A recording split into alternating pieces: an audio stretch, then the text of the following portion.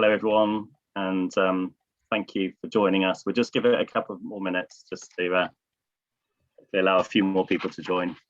Steve Nelson.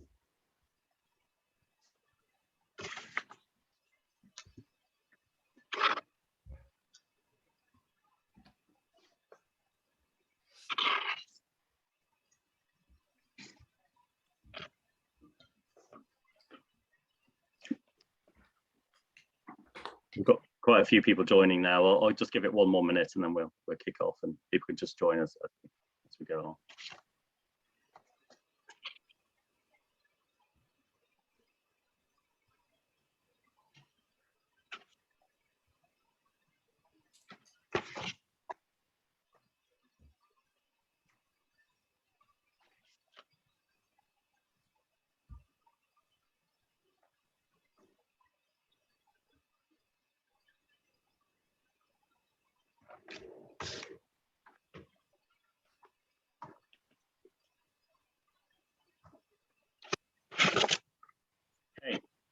Right, thank you, welcome, and thanks for spending some of your precious time, because I know how busy you are, especially at this time of year. Well, I think you've been busy all year.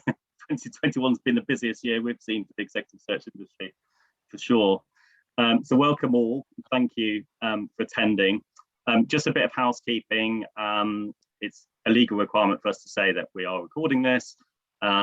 If you have got any questions, please put them in the chat box. I'll try to address them. We're going to be really skimming through quite a lot of content today. Our aim isn't to cover everything. We couldn't possibly cover everything in an hour.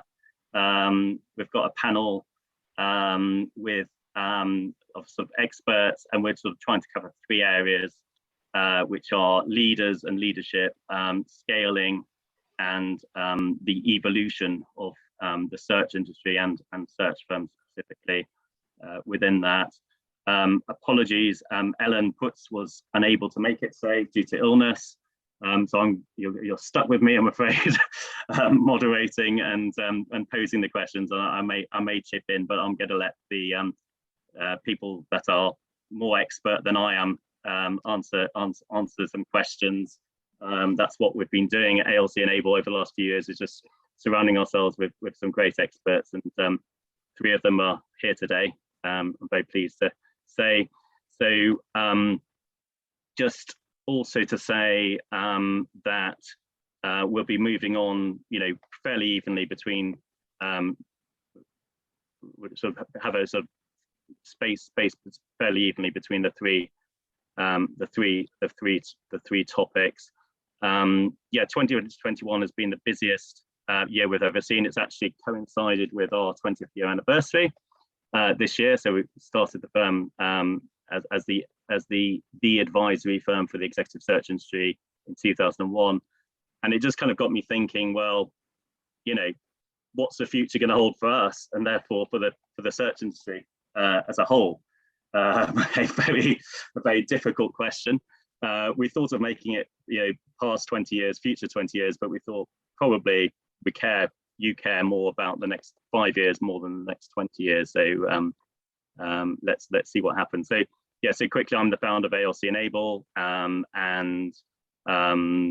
we are advising on strategy and growth for executive search firms and networks around the world, working in 36 countries. And then I'll pass you on to the panel. So we've got Sarah David. Hi, Sarah. Hey, Tim. Hi. I'm Sarah David, and as Tim said, I guess two formative things happened when I was 11. The first was I decided I wanted to be a lawyer, and nobody taught me out of it. So I duly became a lawyer with Salter May. And the second thing was I moved from a tiny English village to Bergen County, New Jersey, which is where The Sopranos is set. And although there were no mafia involved, it was really the first time of huge amounts of change. So I've been acquired twice, been involved in 5 acquisitions, worked in 5 or 6 sectors, depending how you class it, from COO of Whitehead Mann and head of leadership consulting to CEO of an autism school in Colorado. And I would just observe that in the last 10 years of running a business, working with teams and leaders to clarify strategy, build leadership skills, and nurture positive culture, that our ability to deal with change is the single biggest determining factor for leaders, both personal happiness and professional success. And it'd be really good to talk with you all today about some of these issues. Okay, thanks. And Joe? And I'll pass. Yeah, okay. Sorry. Thanks. Sorry, so.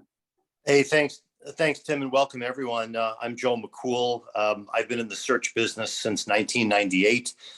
Some of you will recall I started as the editor of Executive Recruiter News, published by Kennedy Information. During that time, I've been a researcher, student of the business for the past several years, recruiting and advising to retained executive search firms in terms of building their strategy, building their teams. I've written a few books on the search business. I'm glad to be here, and would just follow up with Tim shared. It's been a very interesting time for the executive search business globally. There are still lots of opportunities out there, and excited to explore some of those with you today. Thanks, Joe. And Gray? Hi. Hi, I'm glad to be here as well. Always enjoy talking about challenges and executive search and opportunities. I have a kind of a strange background. I started my career in academia as a cultural anthropologist, working in the museum field primarily. That kind of strangely enough led me into corporate culture and working on organizations on how they can evolve and manage their culture better. And I started that career at a company called Siegel & Gale in New York with a guy named Alan Siegel, working on Caterpillar Equipment's corporate culture. It was my first introduction into kind of the business side of the world and the brand side of the world, and developing brands for companies all over the world. I then went off and became managing director at a couple of small brand consulting companies to grow them into rather sizable firms. And had my own firm for a while. That led me into a client of mine named Boyden. And I became, in 2006, I became global CMO for Boyden Global Executive Search at the time. And that's 14 years in search that basically tripped my trigger in branding and professional services, which is very, very different than business to consumer and business to business branding. So I really kind of love this space of professional services in general, and strategic development and brand development, but also in the executive search space, because the business kind of got under my skin in 14 years of Boyden, because it's such a unique area, particularly from the kind of balance between corporate brand and partner brand. So there's a lot of interaction going on there that just intrigues me. So I'm excited to be here today. Thanks so much, all of you. Yeah, really great to have you. I feel very humbled to have you all as strategic partners, and Gray's my business partner, of course. So the first subject is leaders and leadership, which I'm sure you've all got something to say about. I'd say probably Sarah's you've worked within executive search and also outside, in many sectors, and advised many sectors. So, if I could go to you first, Sarah, please. What would you say? It's been a big time of transition. I guess I'm not very familiar with anything outside the executive search industry, but outside and within the executive search industry. What have you seen in the way that we've developed as leaders in the last 18 months or so? Yeah, thanks, Tim. And I think that's the point, isn't it? I think there've been so many levelers in this past 18 months. I think it's the whole insight we've got into ourselves and the leaders around us on our ability to deal with ambiguity and lack of certainty. This situation right now where we have to make decisions without really knowing whether they're going to be the right decisions, because we're not quite sure what's going to come next. And so I'd observe that one of the shifts that I've noticed is leaders and leadership teams focusing more on what are our decision-making processes, rather than are those decisions right? Because a lot of hindsight and shifts and changes mean we can't always be sure that actually the right decision is made. But the question is, have we got the right people around us? Have we got a diversity in skills and thinking and insights around us to then inform that process, so that whatever the decision is, we can feel comfortable that decision-making process has been right? And in professional services, whether it's search or otherwise, we can be very focused on, was this the right decision or not, coming down, very negatively when it's a wrong decision, rather than focusing, well, what decision-making processes got us here? Are we engaging the right people in doing that? So I'd observe that, and then just how that leads on to us as leaders. Who are the people that are surrounding us? Has that shifted and changed in the last 18 months? Or are we still working with the same people and insights that we were 18 months ago? If we are, what does that say? Is that something that we need to be mindful and thoughtful about in this next 18 months? So I think there's something about that.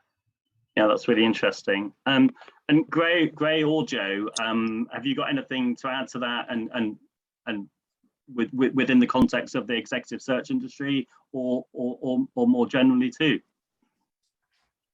Joe? Sure. Yeah, thanks. I would say, one of the elemental questions for search firm owners and managing partners is how and from where are they bringing good people into this business and good people into their own firms?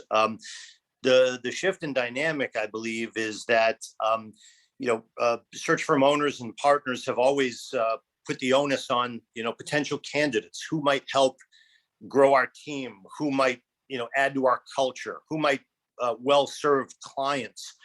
But I think among the candidate population out there, as a recruiter for retained search firms, I'm hearing more and more questions from candidates, people who are currently working with other search firms, about what are the values of the founder, what are their behaviors, what is it that holds their teams together. So I'm hearing a range of new questions being asked about the leadership of retained search firms. And I think part of the reason all of you should be interested in this is because in order to achieve each of your own strategic goals, I believe you really need to be focused on three things. One of them is your own legacy. What do you wish to become? What is your future objective for your team, for your firm? How do you want to be remembered ultimately? So legacy, I think, is a key piece. The other would be exit strategy. In order to achieve your legacy or create that long range imprint on your business, your team, how do you get there? Have you considered a sensible exit strategy that will reward everything you've put into the business, while at the same time finding the future place for each of your team members, so that if you step out, they have a vision of where they're going and how, as part of that exit plan. And then, of course, we're going to get to this issue of scaling, but business and growth plan is really critical. But for me on this particular point, I think it's really about what do you stand for? What makes your team unique? What are the values you believe and hold firm to in good times and in bad? And these are the questions I'm hearing from the candidate population for retained search firms, because they want to know not only that they can fill a role, but they want to increasingly understand what their future potential is in your firm. And building on that, Joe, I think there's a question then, isn't it, for founders and leaders about how they make space to do the thinking in response to that, right? So when we're under a lot of pressure and how do we make the space to do that big thinking around what our values are and what the answers to some of those questions might be? I agree with that completely. I think one of the things that, excuse me, that worries me, or I think a lot about, particularly in this point in time, is that leaders of search firms and network firms and smaller firms, boutiques, and those types of things, particularly in this kind of hyper active moment, are so focused on execution and client management and those types of areas, that strategy, business strategy, brand, vision, all of that stuff gets put to the side. And kind of what I've seen in my short time in executive search is that happens a lot. It happens when things are slow because they're so focused on, oh, we got to get the pipeline going, that type of thing. Now we're hyper busy. We're so focused on, meeting those goals and those needs of the clients that kind of operational component, that strategic component, the brand, kind of goes to the back. Oh, we'll deal with that down the road. I mean, we'd love to think that everyone on this call is just listening to us right now, isn't actually sort of looking at emails or trying to do other things at the same time, and that whole multitasking environment, that constant pressure, the question is, how do we discipline us? Because it is almost a discipline, isn't it? How do we create the discipline to create the space to do the thinking? Yeah, exactly. Yeah. Sorry, Joe. Go on, please. No, I was just going to say, I mean, there are so many talented, highly successful people in the retained search business.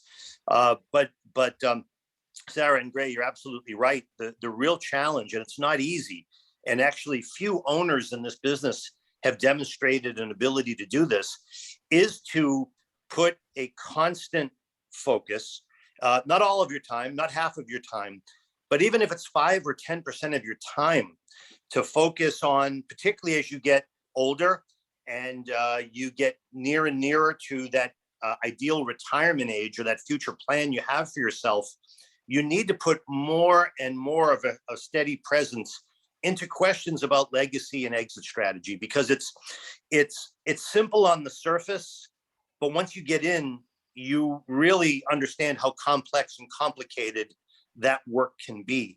That's certainly been my experience. I'd also share, by the way, I think Sarah and Gray, you raised some great points. I recently recruited a first-time marketing director for a client that for many years had left marketing in the hands of one of their partners. And the partner would get busy, get pulled into client assignments, and it was an uneven approach for several years. And then they had this epiphany: we can't really achieve our future unless we hire, for the very first time, a full-time head of marketing. And they've done that with my help, but it's really about steady focus and a commitment to what's most important to you. And that's really, I think, pivotal in terms of your exit strategy. I think it's really true. The kind of resource allocation happens a lot. The partner will do that, or perhaps a researcher who's underutilized or something, but have someone focused on strategy. And that could be, financial strategy, business strategy, and then marketing strategy as well. I think is really critical, because it can't just be an afterthought. And it's about resource, and that's not just money. I mean, that's commitment of resource and to achieving it. We hear a lot of firms talk to us about growth. We want to grow, or they say scale. So I'm sorry to kind of maybe jump into perhaps the next bit of subject, but it's interesting because growth and scale are two different things. And Joe, to your point, when you think about exit strategy and those types of things, growth is one thing because you can change that growth quite quickly. But your real valuation of your business will come from scale, operational excellence, and those types of things. So I totally agree. Okay, thanks, Gray. Thanks. Yeah, so I'm Sarah, just kind of going back to, because you've all touched on, kind of creating the right structure, being kind to yourselves by not being the marketing director and client facing and running the business and everything else. But Sarah, I mean, have you got any advice in terms of, because I think all leaders, and I include myself, are guilty of not looking after themselves properly, and have you got any advice to leaders, how to look after themselves, how to kind of keep that energy, consistency and resilience, or anything else really? Sure. So I think just a couple of things related to what we've talked about. The first is, if people don't know this, I've found that leaders find is a really helpful analogy to think about. So imagine in front of you, you've got 3 glass jars. One of the glass jars, say a jam jar or something like that, jelly jar, has got big rocks in it. And the other jar, the same size, is almost filled to the top with sand. And you've got to get both the rocks and the sand in the third jar of the same size. Okay. So the only way to do that, you have to put the rocks in first. If you put the rocks in first, you can tip the sand and the sand will get round all the big rocks. Sand is email, is your inbox. Okay. Your rocks are, what are the things that I want to achieve this day, this month, this quarter, this year, this lifetime, for we only have one, right? So that clarity on rocks, make it simple. Don't make it too big. The reason people don't do it, as we all know, is they don't have time. What we really are saying is we don't have the energy. What do I want to achieve with my life? That is a huge question. It feels overwhelming.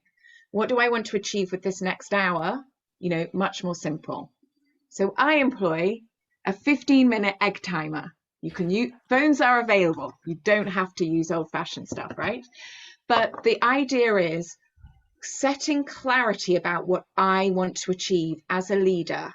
That is your thing, because everyone else around you will otherwise shape your agenda. And just one final thing, conscious of the time, I've got plenty more where this has come from, and maybe it'll come up in this session, is about noting where you get your energy from. So who are the people around you that give you energy and take energy? What are the activities that you notice give and take energy? Because I think one of the challenges we have when we're founder owners or in a professional services environment where we are everything, where we still haven't quite embraced the specialisms that we've talked about, is that sense that we can do, you know, we can do everything. And just bringing a little bit of focus to bear will make a real difference. So where do you get your energy from? If at the end of the day I want to hold on to brand and I really don't find myself spending any time on it, that might be an indicator it's not our thing. Let go. Right. No, great advice. And yeah, you're absolutely right. I think we need to move on, but you've really whetted my appetite, so I'm gonna probably be coming back to you anyway. I feel better as a result of what Sarah just said. So that's good. Yeah, absolutely. So so moving on to scaling. Thank you all for that. What you've just covered, but moving on to scaling and scale, and maybe touching on growth as well. But yeah, I mean, if I could sort of ask you, Gray, first, if that's okay. I mean, I suppose a preliminary question might be looking at, you know, why are you scaling? And also, I suppose, what do you need in place before you scale? I think scaling is interesting to me because I hear the word used a lot. And so I'm never quite sure if the person who's using the word is talking about growth or whether they're talking about scale. And to me, anyway, right or wrong, they're very different things. Well, not very different things. They're the same objective, is increased revenue, right? But growth is, to me, is an external view, right? It's about getting more clients, getting new business, that type of thing. And it's about taking on costs, because the more clients you get, the more people you need to execute and develop those types of things. Where scale, to me, is more of an internal exercise. It's more about understanding the resource we have and how to make that better, right? And how to make it work better to become more profitable, which of course affects revenue. But it also, I think, is more powerful in terms of impacting value, right? If you want to think about succession planning and exit planning, acquisition, or those types of things, scale is much more of a kind of strategic exercise, you know, dealing with the margins of your business, right? And understanding how can we improve upon those margins. So again, to me, growth is kind of an outside look on the market. Yes, there's a lot of opportunity out there. Let's get more clients. Let's get more people to do it. We'll make, you know, we'll increase our revenue, but you're also increasing your cost. So scaling to more is about looking inside to become more efficient. Use perhaps develop skills further with leadership and other people within the organization. So there's not necessarily a cost implication. You're scaling based on the cost structure you already have, just perhaps being more efficient. So I think that's really a hard thing in professional services to understand. It's really, really easy in software or, cola, or something like that. But when it's a service, when it's us and all of the people on this call who are the product, is making those efficiencies better to improve revenue is a very difficult thing, I think. And in search, it's even harder, I think, than perhaps classic management consulting or doctor's offices or architecture firms. In search, I think it's even harder because there's so much of a kind of eat what you kill mentality, and that's very difficult, I think. Okay, thanks, Gray. Yeah, is there anything you wanted to add to that, Joe? Yes, I agree with what Gray's just shared. From my perspective, there is a big difference between scale and growth. From my view, scale is purposeful. It's the focus of a plan. Yeah. And the elements of that plan could include things such as brand identity, the services you'll offer, the team you'll build around you, and then a couple of key things that many of our friends in the search business, again, don't put enough focus on. That's number one. What is the owner's objective ultimately? Yeah. Is it for a sale of the business? Is it for a management buyout? Is it for some other liquidity event? What is the owner's plan long term, and how does that fit with his or her life plan? And then, of course, to get there, you really need to understand the metrics that you can work on to make your business valued at its optimal, so that once you reach the end of that purposeful plan, you can cash in, or the next generation of leaders in your firm can realize value. So that's scale from my perspective. It's really purposeful. It's a plan, and there's multiple legs to it. Growth, thankfully, is something that many people in the search business have experienced and done very well at. Many of the people on our call are outstanding at sales, outstanding at business development, relationship building, and they've experienced all this growth. My fear, however, is that long term, if you measure that growth purely in revenue and profit and your client list, number of successful placements, you will indeed have a demonstrated growth, which would be fantastic. But what do you do with that ultimately if you don't have that plan, if you don't have that objective for your own life, for your own business? So to me, scale is the plan, growth is the result. But I would really just emphasize, to follow on Gray's point, the scaling elements are critical for you as an owner or managing partner in a retained search firm. Growth is linear, it's linear. It goes up or it goes down, right? Where scale is actually value, right? And it's it's kind of all the operational executional stuff. It's infrastructure. Yeah.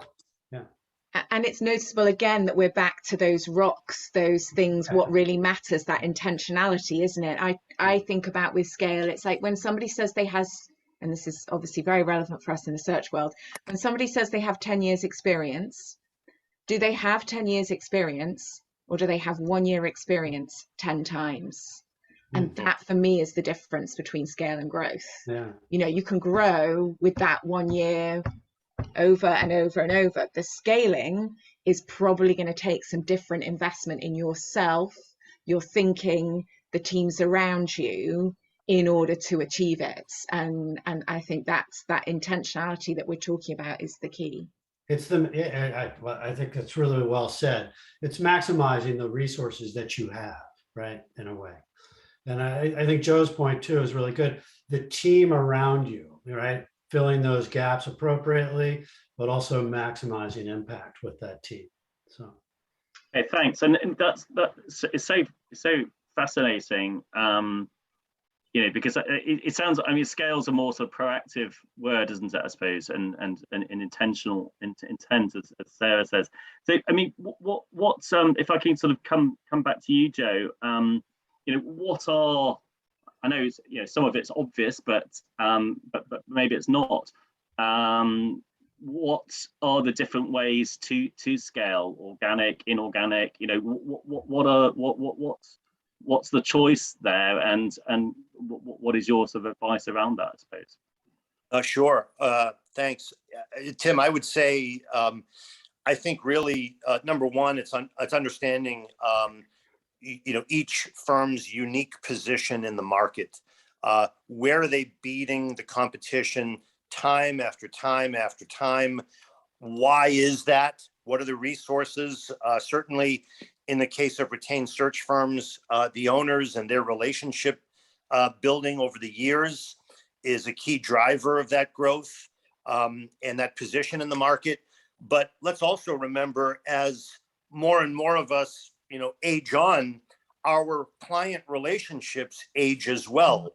And so we need a bit of a development process internally where new individuals, new team members are being brought into these relationships, and they're bringing their own formative relationships to the table, for the future growth of the firm. But Tim, I would say, some of the elements of scaling, again, it's what services are you going to offer to clients? How can you maximize the value you bring to those clients?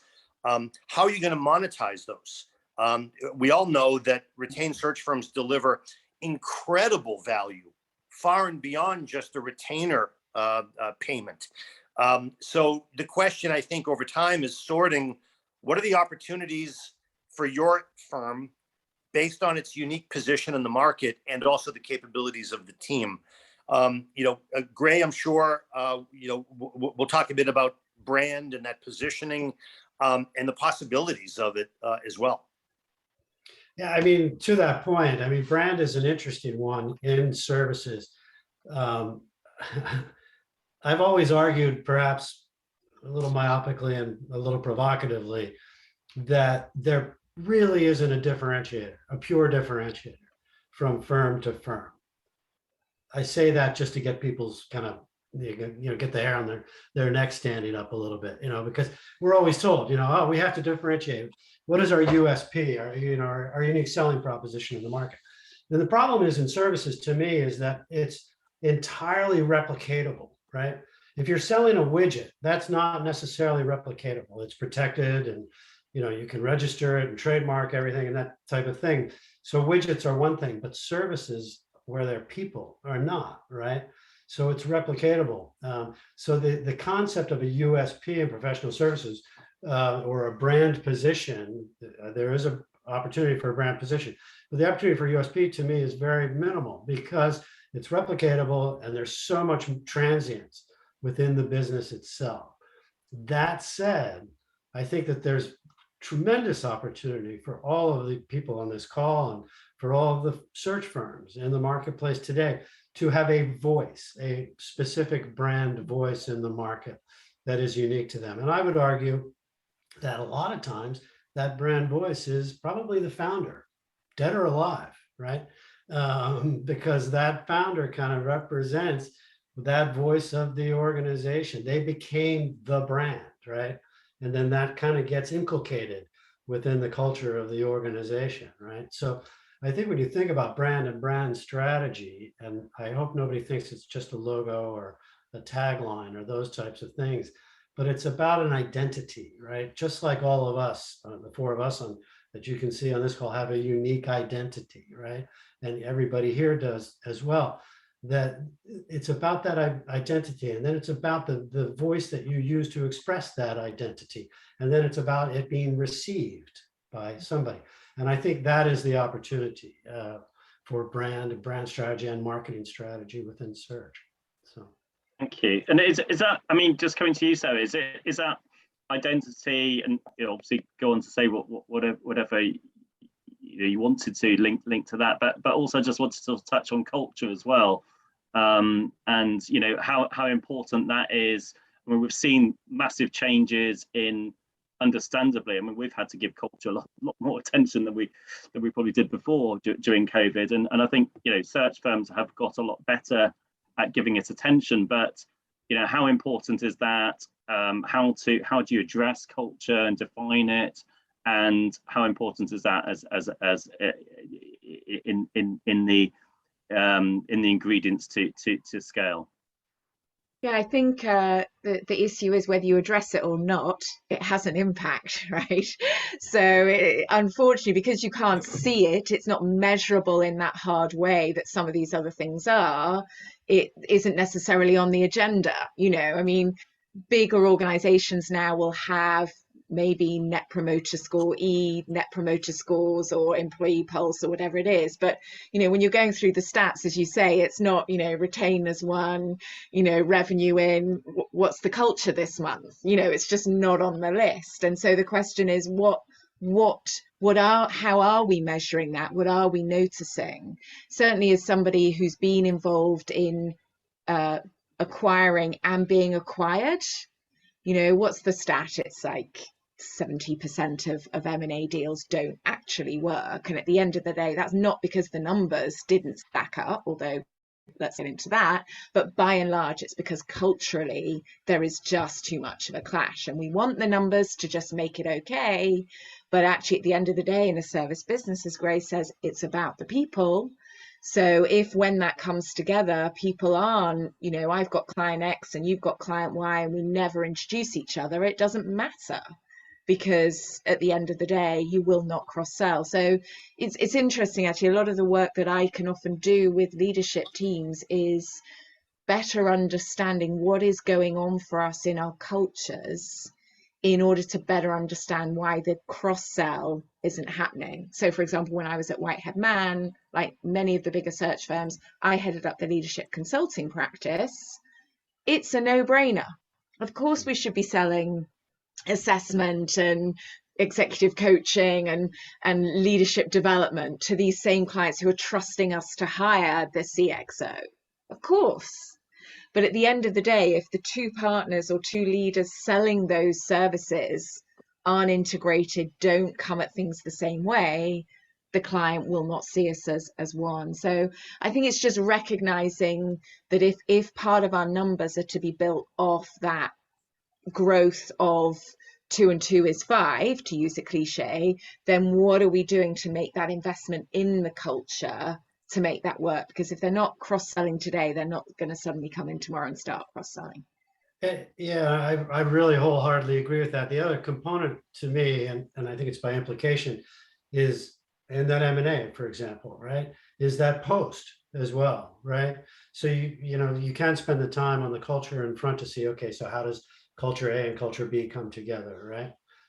The financials might be in the, Tim, you and I've talked a lot about this financial component is in the middle of that. You've got to get your ducks in a row on that. But then the real opportunity to me is, how do you make it successful post-close, right? Okay, we might recognize that our cultures are slightly different and they may come and butt heads together, but there is a way through that on the other side. Absolutely. of Yeah, the absolutely. opportunity. Yeah. And certainly with Corn Ferry, that that's exactly what we focused on for a good 6-8 months. Was that post integration. Whereas when I was acquired sort of 6-7 years before by what was Monster at the TMP, there was absolutely zero focus on the integration at all, and as a result they created 8 competitors in 3 years. Even in my previous life at Siegel and Gale, we did a lot of work on acquisitions, right? And to your number of 70%, I think in kind of the other business world that's not services, it's much higher than that, because they don't spend any time on that at all. They look at the financials, they say, yes, this looks great, boom, and Bob's your uncle, and they go through it, and then it fails. So I think really good points. But I think we have, as you both say, it is more challenging, the cultural integration with, because it's all about the people, and it's to some degree, and especially in the smaller firm, only about the people, to the individuals to some degree, because we haven't got any widgets. So I mean, what I've seen is, good news really is that firms have got more of an appetite for some kind of exit, and I think there are we're coming on to this in a second. There are more recurring revenue possibilities with interim, the growth of interim, with some subscription models to assessment, coaching, and some leadership consulting services, and even we've seen it within executive search. So I think it's really difficult, isn't it? But hopefully, what we're seeing is that firms are still sometimes looking just at the financials, but they're starting to be a bit more sensible and realize that actually, as you were both saying, getting the cultural integration right and just paying attention to the culture and the onboarding is crucial. Otherwise, you're going to fail. But secondly, is probably you're going to be better off financially anyway. So I don't know if there's anything you wanted, any of you wanted to add to that. I think that's true. I mean, it's those kind of mergers and those acquisitions that, there's a lot of ego involved, and there's a lot of that kind of thing that comes to the table, and you have to recognize that and accept that and come up with a way through it. Law firms are kind of a classic example, right? Because all the law firms pretty much is the name on the door, right? Or the names on the door. So when it happens there, the egos get even crazier. So. And just building on that, I think for all of us, if we're thinking, coming back to Joe's point about legacy and exits and so on, the question that, where I'm often engaged is about having those conversations with those leaders in a way that is a critical friend. Again, it comes back to who are you drawing on to have those conversations? The advisors that you've got around you who can, as you say, listen to maybe the ego aspects and be okay with that, but ask some questions that are really going to serve you well. They're in your camp, but they're willing to ask the questions to help you get to that next stage. And I think that's really, really challenging when it's often the decision is on your shoulders. Yeah. This topic of M&A for executive search is a really big one, and it's again another complicated issue. I'll just say very briefly, one of the real disconnects that I see out there is typically, and this would go with some of my clients as well.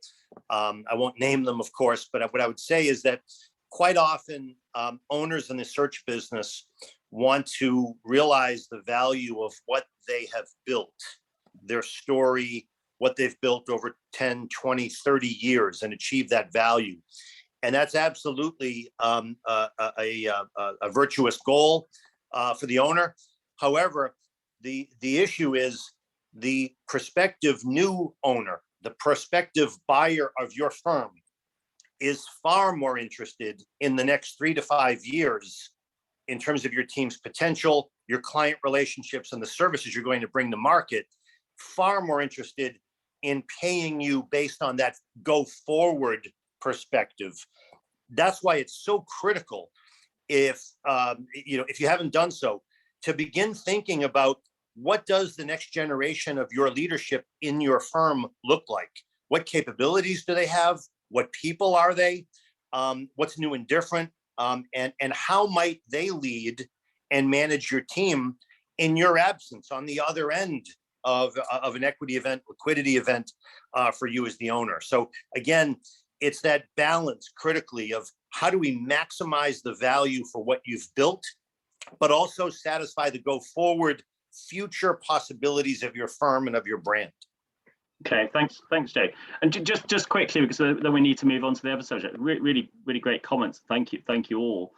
Joe, if I may, can we just quickly cover the very sort of the more sort of, well, I was going to say straightforward topic, but it's not. But the other way of scale, which is hiring individuals and teams, I guess.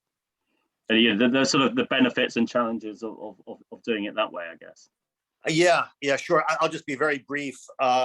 Quick thing on staffing for your teams. It's a challenging market out there to move people from search firm to search firm when we're dealing with a global pandemic, when we're dealing with issues around economy. That's why your story, the culture you have is so critical, because that's what people are going to attract to, even if they have questions about COVID, even if they have questions about the potential impacts on the economy. Those are going to be critical. And just one comment real quick on what Sarah mentioned regarding leadership consulting. Again, I think you need to make decisions strategically about what services you're going to bring to clients, what you're going to charge for, what's going to be a value add for you moving forward as this business evolves. But the great news for all of us is that there are many, many opportunities out there for growth and also critically for scale.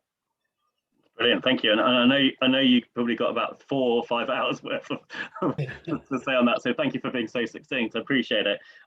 So great. So coming to the last subject, which is the evolution of the search industry, or how a search firm evolves. And I guess, you know, that you've touched on a few areas, all of you anyway. And you know, on my mind is sort of internationalizing, branding, which Ray's already touched on.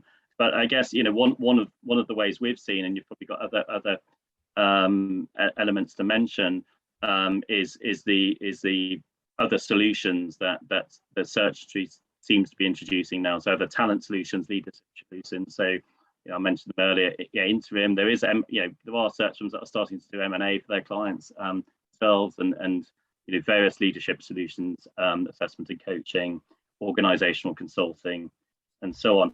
And I just to kind of pick up on a question somebody asked us before our meeting today, before our webinar today, was about in-house, because I guess I suppose that a lot of the breadth that some search firms are now offering in terms of other non-search solutions or leadership solutions and other talent solutions is to do with in-house capability. We had a Spanish executive search firm owner ask me and us, you know, he sort of made the point that, you know, there's a big growth of in-house recruitment and executive search, I think, in Spain, and just what we're seeing elsewhere. And then my question relating to that is, you know, is that still a threat, and how does a search firm kind of compensate for that in its offering? So that's really directed at anybody that wants to answer. Do you want to go first, Gray? Is that okay? Whoa, it's a loaded one. I mean, I don't necessarily have a lot of experience there. I can talk, and Joe probably is better at talking about the US situation than I am, but I know that in the tech space, particularly in the US, that there is a significant growth of in-house search.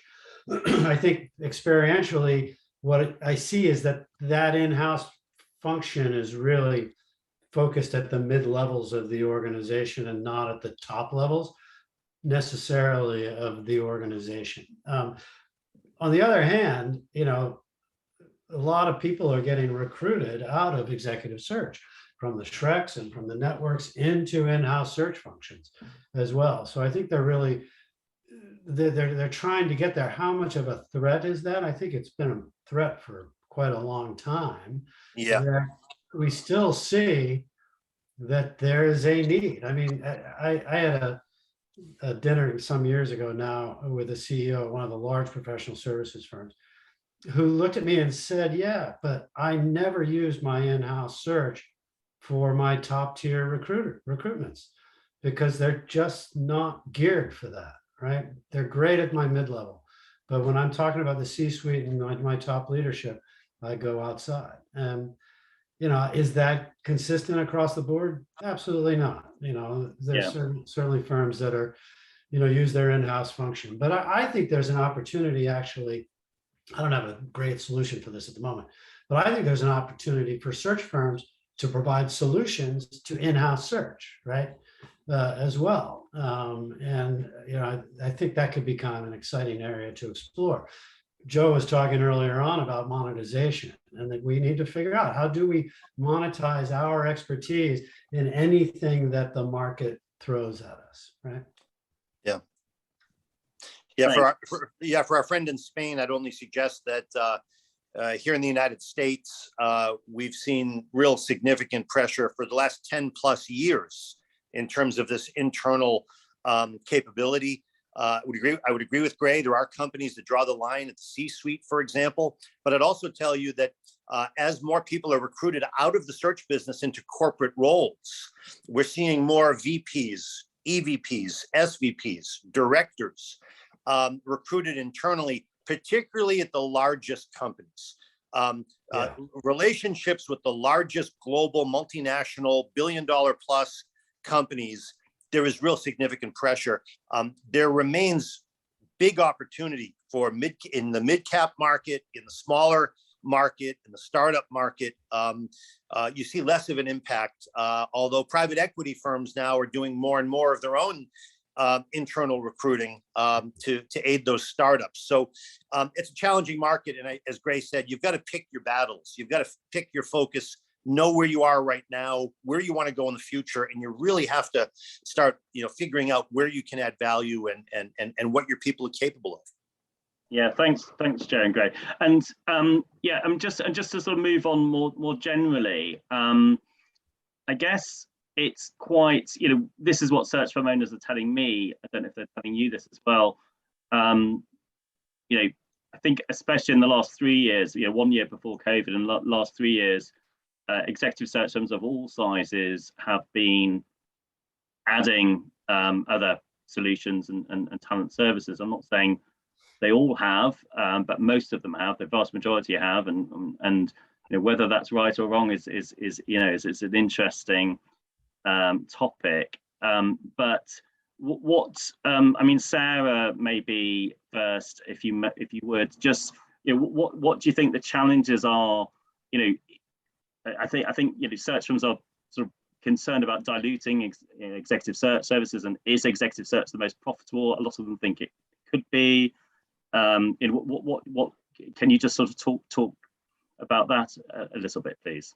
Sure. So I guess if we covered it from the point of view of what are the considerations you might have in mind if you're thinking about this expansion from pure exec search, I think first come back to why. So it is asking that question, right? Which sounds a very basic question, but again, coming back to what Grace said about ego or ideas, we can get carried away with an idea without really grounding it in. So why is that? And in particular, are we noticing demand from our clients? Forget whether there's demand out there. Yeah. Does our client base with our brand buy these sorts of offerings? Because we know our easiest way into this is through clients that we already work with, perhaps. Okay, which leads you to the second thing. Are we certain that even if these clients were going to buy it, they'd buy it from us? Like, what is our brand? How is it positioned? Are they already quite, embedded with other providers of these services? Will they suddenly will they see us as leadership development or assessment or whatever it is, experts, when actually we've always been headhunters in their mind? So I think the first thing there is really just, what is driving this? Why? And again, coming back to who are our advisors and who are those people we're having these conversations with to ensure that there's a diversity of input. Joe's point about through the organization, are we looking at this with a lens from our perspective? Are we looking at what's coming versus what's been? Who are we engaging to have these conversations, and being willing to really kick the tires on it before it goes? Because all of us around this table would have had plenty of experiences of something we thought was a good idea, and actually then getting down the line and realizing maybe it wasn't after all. So being more strategic in that thinking, engaging people around it, asking the question why, and then be willing to fail fast. Okay, so how are we going to test this? And does that involve us hiring a 250K person to set this all up for us and make it bright and shiny? How can we test it to fail fast? That's difficult, isn't it? Yeah. Sorry, Greg. Yeah, please continue. Just a couple of real quick. I really thrilled Sarah said that, because there's a couple of big issues there to me. One is brand and brand equity. I mean, really, what does your brand mean? Can it mean something else? And how do you evaluate that? And then how do you evolve it to mean that other stuff potentially? That's a huge one. The other thing that strikes me, and Tim, you and I've talked about this a little bit as well before, but is firms, particularly in the last 8 or 9 years, have been like, oh my gosh, we've got to get our brand together, right? Where it wasn't really a thought process necessarily 15 years ago. Now it's like, oh, we got to get our brand together. But what does that mean? Logo, pretty pictures, that type of thing. Not messaging strategies, not culture, not those types of things. But the other thing I kind of feel like in my discussions with people is they thought a little bit about the brand, but they're not necessarily thinking about the business strategy. And what is the business? What do we want the business to be? How do we move beyond the core competency of executive search, right? What are the steps we need to do? Who do we need to do that? You know, that type of thing. But it's really good points, Sarah. Thanks. Is there anything you wanted to add, Joe, to that? No, it was well said. Yeah, very good. So so we're coming to the end of the time, not quite yet. We've got sort of 3-4 minutes to go. So I don't know if there's anything else any of you want to say about any of those sort of aspects. I know you know, you, Sarah, were heading up leadership solutions at Whitehead Mann, and I know you've been involved in, you know, advising sort of CEOs of search firms, and I imagine that includes leadership solutions. But is there anything else that you or any of the others want to say about, you know, evaluating, you know, as you were saying, so whether it's right or not? Because that's a really sort of tough.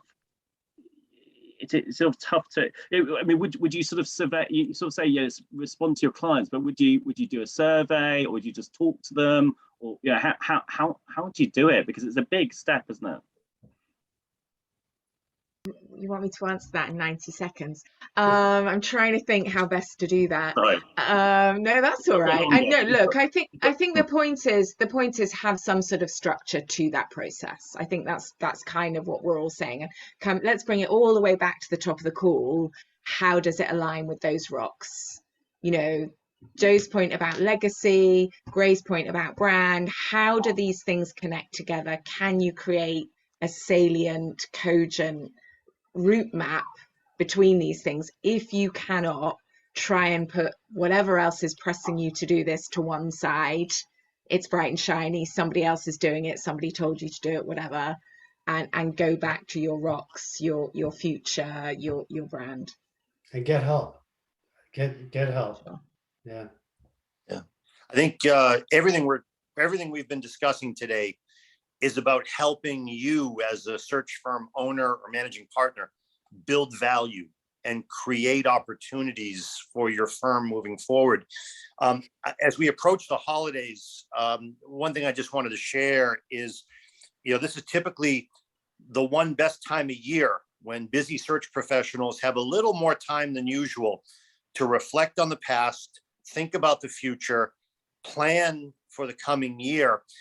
And, you know, I saw a quote recently, and it really struck me. It said that